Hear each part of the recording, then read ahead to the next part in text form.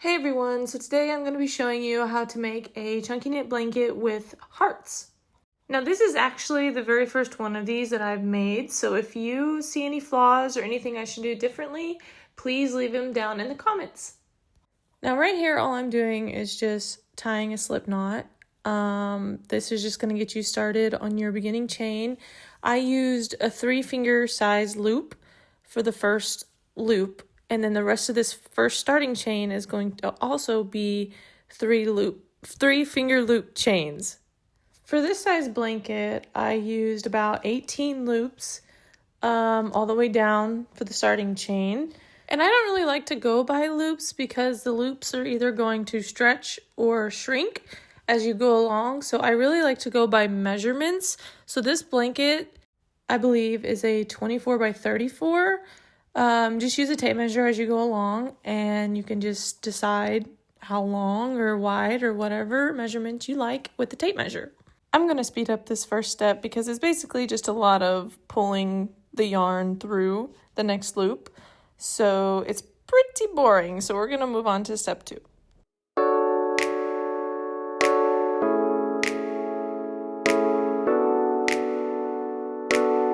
So this is where the interesting part of making the blanket begins. So on the last loop of your chain, you're going to bring it up instead of out like you normally would. And this is going to help you create the first loop chain. So as you can see, I've already created my first loop chain and I'm going in with my second loop chain. And you basically just do the same thing as you did when you were creating the first starting chain. And that's just pulling the yarn through each individual loop. And on these, I did about 2-finger width loopholes, just because it makes the blanket look a little bit tighter and it's not as loose, because your blanket's going to stretch anyways over time. So I liked mine to be a little bit tighter. That way it can hold everything in. Now this is where we create our very first heart in the blanket. So you just disconnect your first color yarn. In this case, it's green. You disconnect the green yarn and you add in your secondary color, the white, and you fuse the 2 colored yarns together. And then you can either choose to cut off a certain amount of the white yarn or just leave it long. And in this case, I left mine long attached to the big ball. And after you fuse them together, you are just going to do the same thing that you did with the green and pull it through the loop as you would normally. And then when you pull it through the loop, after it gets to about the same length as the other loops, which would be about 2 fingers, you're going to cut off the end of the white and reattach the green the same way. After you reattach the green, you're going to make 4 loops.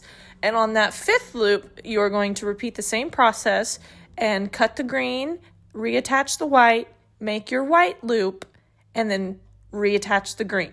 You're not going to be able to see the heart form yet. It's just going to look like a big white blob in your blanket, but don't get discouraged because it will be there. You just have to create the next top line of green. And once you create that, you will be able to see that there's a heart.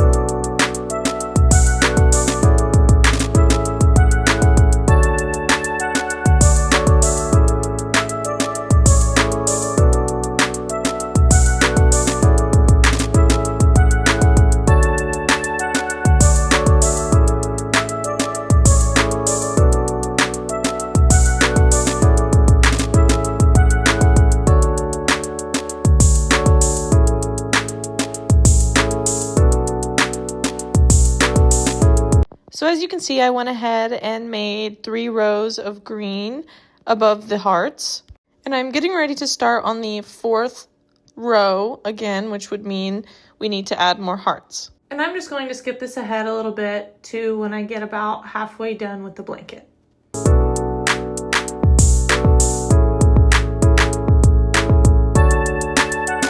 You can see here that I've completed about half of the baby blanket and the hearts look perfect. Now I will say that this is a very tedious process with all the cutting and fusing and more cutting and more fusing and counting and making sure everything's even and whatever. It's very tedious, so if you don't have patience, then this style of blanket with the hearts is probably not something you should get into. I did figure out a hack though. So if you cut about 6 to 7 inches of the white yarn into little strips, it makes it much easier to manage and much easier to handle. And if you notice that it's still a little bit too long after you put it through the loop, then you could always just trim it. So here I am making more hearts for this row. So I'm just going to fast forward a little bit so you can see the end result.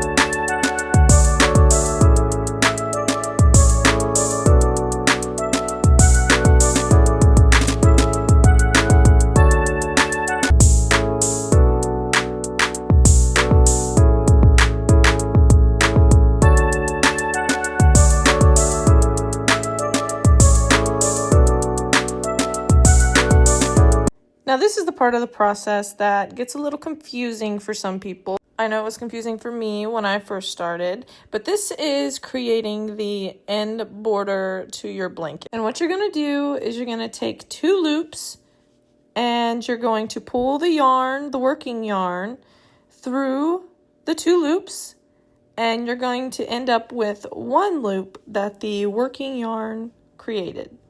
And with that 1 loop, you're going to dip down and pick up one of the loops from the blanket. You should always have 2 loops in your hand before you put the working yarn through the 2 loops. And you're just going to repeat this process all the way down to the end of the blanket. And to me, this is the most exciting part because I get to actually see the blanket come together and come to life. And it's just something to look forward to every single time. And I impress myself every single time I make one of these blankets because if you know me, you know I'm not a very crafty person with my hands. So for me to be able to do this without any help and just watching a tutorial one time and catching on to it is actually mind-blowing. So if I can do it, you can too.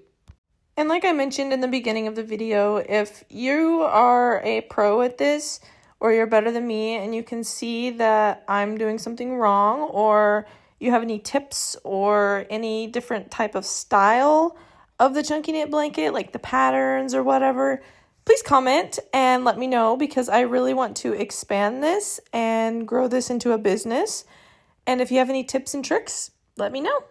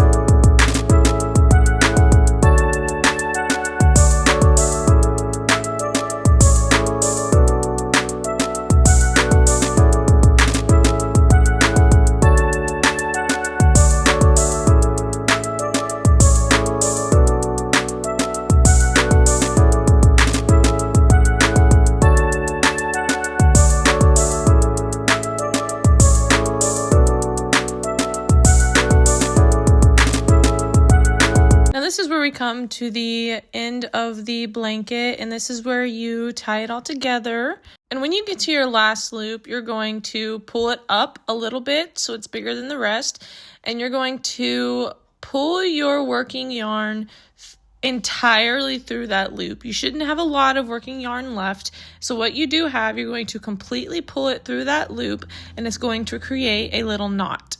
And then you're just going to pull it and tighten it, but not too tight because it'll throw off the alignment of the blanket, but you're going to pull it just a little bit. And if you have a lot of yarn left over, you're just either going to cut it, or if you pull it hard enough, sometimes it'll break, and you're going to be left with a little tail. And as you can see here, I am weaving the little tail into the backside of the braid from the border. And you just weave it in and out up until it takes up the almost the entire length of the tail. And when you have just a little bit left, what you're going to do with that is you're going to fuse it into the blanket. So like we did when we were cutting and tying hearts, you just you catch the end of it on fire. But that's the easiest way for me to do it. You catch it on fire and you just tuck it away into a different part of the blanket where it's going to be hidden and not seen or felt. And you have to do this to both sides of the blanket. So you do it on the side where you ended, and then you have to do it on the side where you first started as well when you tied the slip knot. There's also going to be a tail down there that you have to tuck and hide away. Here is the finished product. I hope you enjoy. It came out beautifully. And like I said, if you have any questions or concerns, leave them down in the comments and I will respond to them. Also, drop a subscribe, and I will see you in the next one.